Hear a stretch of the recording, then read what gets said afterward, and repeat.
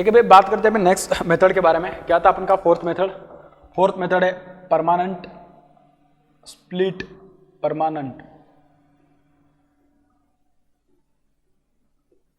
Permanent split capacitor motor. बिल्कुल सही।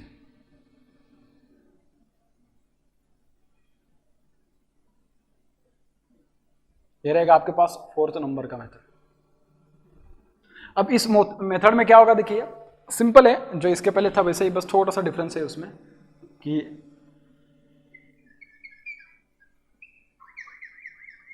Main winding, resistance, reactance. यहाँ पे नाम से पता चल रहा है क्या, जो परमानेंटली यहाँ पे कैपेसिटर रखे गए, मतलब यहाँ पे सेंट्रीफ्यूगल स्विच की जरूरत नहीं है, क्योंकि सेंट्रीफ्यूगल स्विच इसके लिए लगेगा क्योंकि ये जो कैपेसिटर होगा आपके पास starting capacitor, this capacitor will be complete, मतलब परमानेंटली रहेगा आपके पास सर्किट में। So this is starting capacitor and this will be what, this will be permanently into the circuit. Even though आपकी मोटर जो उसने उसका रेटेड स्पीड भी उसने गेन कर लिया, तब तक भी करेगा, तब तक भी रहेगा। ठीक है, पहले इसके बारे में लिख लेते थोड़ा and then we will discuss about it. ठीक है,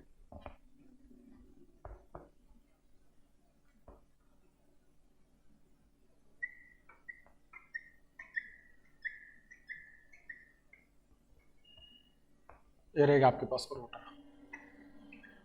क्या रहेगी? ये रोटर रहेगी। ठीक है, मेन वाइंडिंग है तो मेन वाइंडिंग का रेजिस्टेंस बनेगा Rm, मेन वाइंडिंग का रिएक्टेंस बनेगा J टाइम्स ऑफ Xm।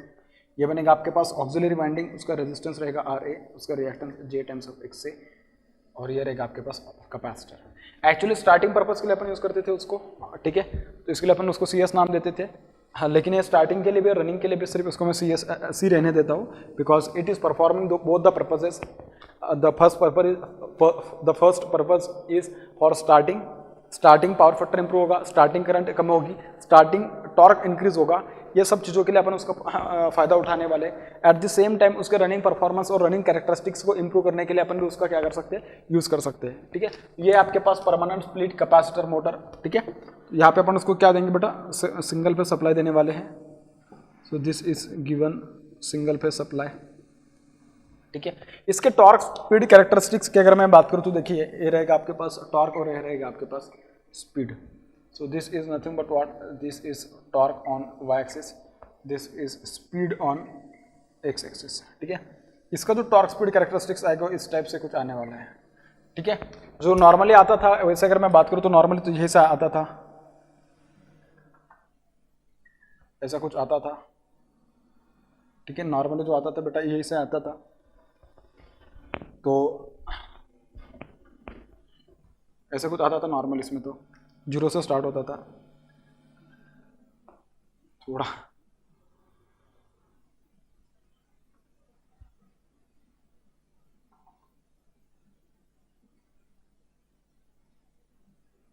इस टाइप से कुछ आता था नॉर्मली। ठीक है, अब क्या होगा, सपोज अगर मैं उसको 30% मान लो तो ये बन जाएगा 50%।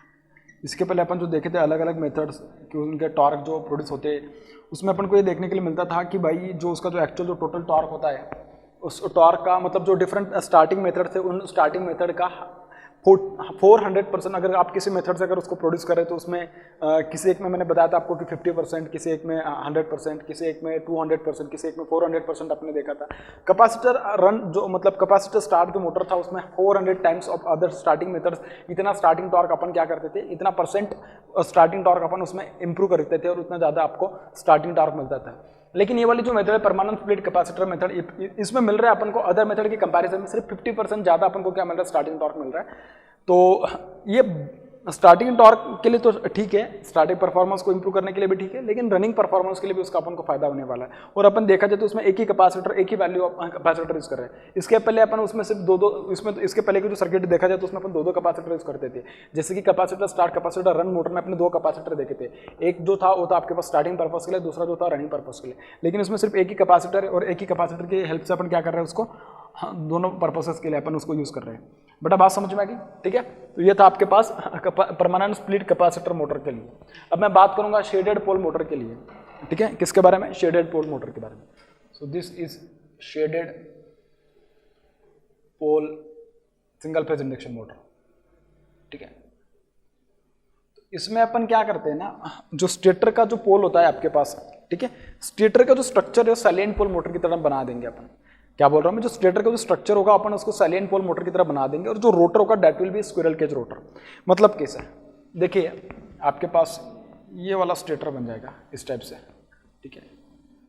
उसके बाद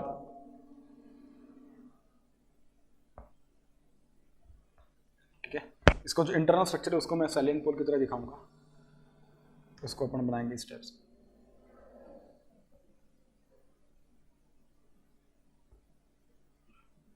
ठीक है, इस टाइप से बनाएंगे अपन उसको।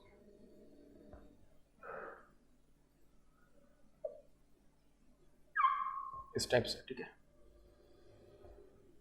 और यहाँ पे रहेगा आपके पास स्टेटर के ये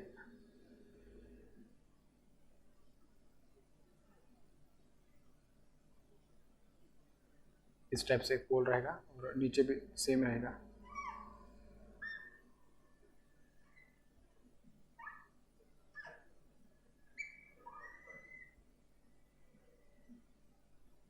इस टाइप से, ठीक है। थोड़ा जैसे कि इसको मैंने, देखिए भाई बात करते हैं अभी फिफ्थ टाइप के बारे में। क्या है फिफ्थ टाइप आपके पास, शेडेड पोल मोटर। अब शेडेड पोल मोटर इसके पहले जो मोटर थी इन दोनों में थोड़ा डिफरेंस है। इसके पहले जो भी मैंने मोटर्स यूज़ किए थे, या जो भी मैं आपके मोटर्स के बारे में डिस्कस कर रहा था, उसमें मैंने बोला था कि आपके पास दो अलग अलग वाइंडिंग थी। जैसे कि इसमें देखिए एक मेन वाइंडिंग था और दूसरा क्या था, ऑक्सिलरी वाइंडिंग था।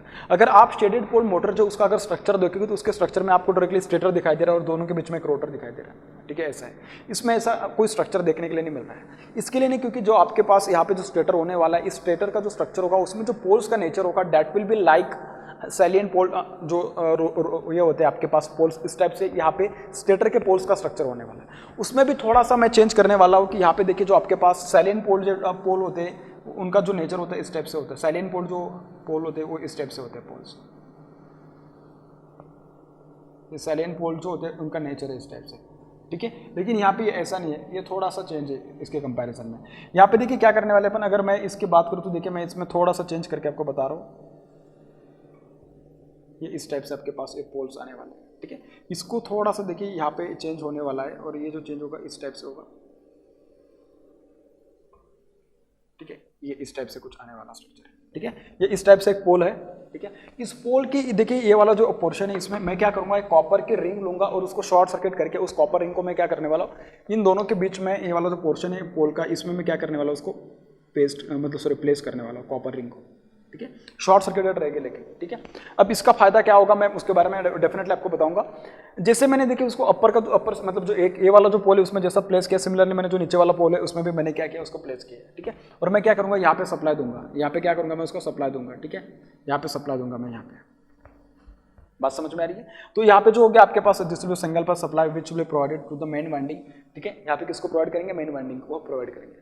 अब जो मेन वाइंडिंग का जो फ्लक्स आएगा, इसको सप्लाई प्रोवाइड करने के बाद जो मेन वाइंडिंग का फ्लक्स आएगा, उसका फ्लक्स क्या करेगा, ये वाला जो हिस्सा है इसको लिंक करेगा, सिमिलरली ये वाला जो हिस्सा है इसको क्या करेगा, लिंक करेगा। अब ये जो कॉइल है, इस कॉइल को मैं बोलूंगा शेडिंग कॉइल। ये जो कॉइल है इसको मैं क्या बोलूंगा, शेडिंग कॉइल, ठीक है।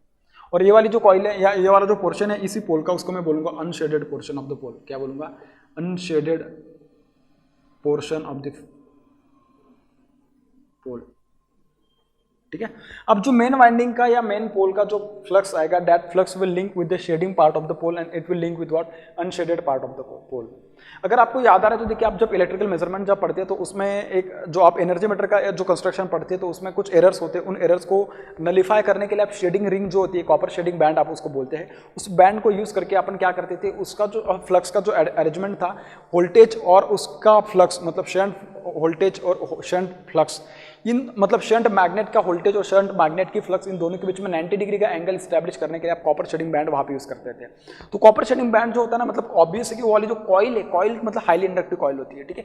कॉइल जो होती है उसका नेचर कैसा होता है, हाईली इंडक्टिव होता है इसके कंपैरिजन में देखा जाए तो, क्योंकि वो क्या करे, ज्यादा फ्लक्स प्रोड्यूस करे, ये अपन का मेन इंटेंशन होता है उसमें।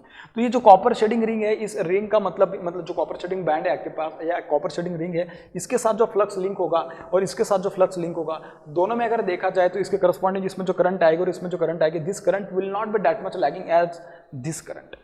बात समझ में आ रही है। तो इसका मतलब जो मेन वाइंडिंग का जो फ्लक्स होगा उसका कुछ हिस्सा जो होगा इस कॉइल के साथ लिंक करेगा, कुछ इसके साथ लिंक करेगा, बहुत कम इसके साथ लिंक करेगा, फिर बाकी जो बचा होगा इसके साथ लिंक करने के बाद वो क्या करेगा, रोटर के साथ लिंक करेगा। और याद देख सकते हैं कि आपकी ये पोल है और इन दोनों के बीच में क्या है, एयर गैप है। तो इस एयर गैप के थ्रू क्या करेगा, रोटर बार है, रोटर बार के साथ लिंक करेगा, फिर उसमें ईएमएफ इंड्यूस करेगा, उसके करस्पॉन्डिंग करंट, उसके करस्पॉन्डिंग फ्लक्स, फिर दोनों फ्लक्स एक दूसरे को इंटरेक्ट करेंगे एंड देन ऑल दैट वो अपन जैसे पढ़ते हैं वैसे उसमें होने वाला है। इसके बाद इसमें अगर मैं एक बात बोलूँ तो देखिए इसका फ्लक्स होगा और इसका भी फ्लक्स होगा। मैंने बोला कि this flux lag the voltage, similarly sorry इस फ्लक्स मतलब इसके करस्पॉन्डिंग कोई करंट आएगी, इस करंट के करस्पॉन्डिंग जो वोल्टेज आएगा ये वाला वोल्टेज मतलब इसका जो फ्लक्स होगा ना it will also be lagging, और ये भी क्या करेगा, ये भी लैगिंग आएगा। इसकी वजह से जो करंट आएगा that will B lagging around, मैं कह सकता हूँ 70-80 डिग्री के आसपास से लैगिंग रहेगा। ये भी लैगिंग रहेगी लेकिन not that much highly inductive, और मैं कह सकता हूँ कि 70-80 डिग्री इतना लैगिंग नहीं रहेगा, 40 डिग्री 50 डिग्री इसके आसपास रहने वाली है अनशेडेड पोर्शन की करंट। तो इसमें भी करंट आ रही है, इसमें भी करंट आ रही है, तो दोनों करंट आ रही है, दो अलग अलग फ्लक्सेस आ रहे हैं, तो उसकी वजह से क्या प्रोड्यूस होगा, स्टार्टिंग टॉर्क प्रोड्यूस होने वाला।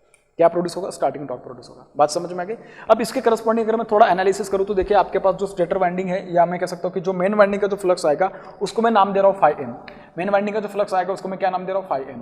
अब ये φm क्या करेगा, लिंक करेगा किसके साथ, अनशेडिंग कॉइल के साथ लिंक करेगा, क्योंकि मैंने बोला कि इसमें कॉपर शेडिंग रिंग है, ठीक है, तो उसको थोड़ा ज्यादा लिंक करने की कोशिश करेगा, लो लीस्ट रिलक्टेंस पाथ उसको फॉलो करेगा, ठीक है। तो कॉपर शेडिंग रिंग है तो उसको थोड़ा ज्यादा फ्लक्स लिंक करेगा, फिर बाद में जो बाकी जो बचा होगा वो क्या करेगा, एयर गैप के थ्रू इस रोटर बार के साथ लिंक करने की कोशिश करेगा। So this is linking with the copper shading band, या मैं कह सकता हूँ डायरेक्टली शेडिंग कॉइल में इसको बोल रहा हूँ, शेडिंग कॉइल के साथ लिंक करेगा, प्लस वो लिंक करेगा किसके साथ, एयर गैप के साथ, किसके साथ, एयर गैप फ्लक्स के साथ। बात समझ में आ गई, ठीक है। अभी शेडिंग कॉइल करस्पॉन्डिंग जो फ्लक्स आएगा वो होगा φSc, ठीक है। इसके करस्पॉन्डिंग जो ईएमएफ इंड्यूस होगा उसको मैं नाम दे रहा हूँ ESC, which will be equals to what, D by, ठीक है, मैं उसको नाम दे रहा हूँ, ठीक है, नीचे लिखता हूँ उसको मैं, ESC जो आएगा EMF induced in shading coil, it will be what? It will be d by dt times of phi SC. It will be what? D by dt times of what? Phi SC. This is what? This is shading coil flux. This is what? Shading coil flux.